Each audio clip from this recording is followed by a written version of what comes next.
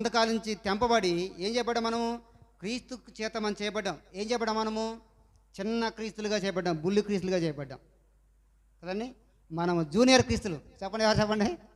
మన జూనియర్ ఎన్టీఆర్ కాదు, మన కదండి, జూనియర్ కాదు, మన జూనియర్ క్రీస్తులు, మన చిన్న చిన్న క్రీస్తులు. మనం ఆయన యొక్క ప్రతిబింబాలు మనమంతా కూడా. ఇప్పుడు ఇదివరకు దాసులమే కావచ్చు, పాపలో ఉన్న మనం బానిసలు కావచ్చు, కానీ యేసు ప్రభువారు వచ్చిన తర్వాత, మధ్యవర్తిగా ఉన్న తర్వాత మన పాపాన్ని మన శాపాన్ని తన మీదే మోసుకొని ఆయన్ని విమోచించి ఏం చేశాడు?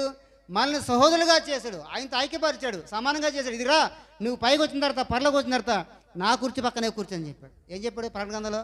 ఇక్కడ నా పక్కన కూర్చో, నా సీటు మీద కూర్చో, నా కుడి పక్కన కూర్చో, నా ఎడమ పక్కన కూర్చో అని చెప్పాడు దేవుడు. కదండి, మీరు కుర్చీ కోసం దెబ్బలాడుకోవద్దు కదండి, నా కుర్చీ మీద కూర్చో అని చెప్పాడు. ఆ సీటు కోసం ఈ సీటు కోసం మీరు బాంబులెట్టి జనాలు లేపొద్దు, రండి నా కుర్చీ మీకు తలేసానికి వచ్చాడు దేవుడు.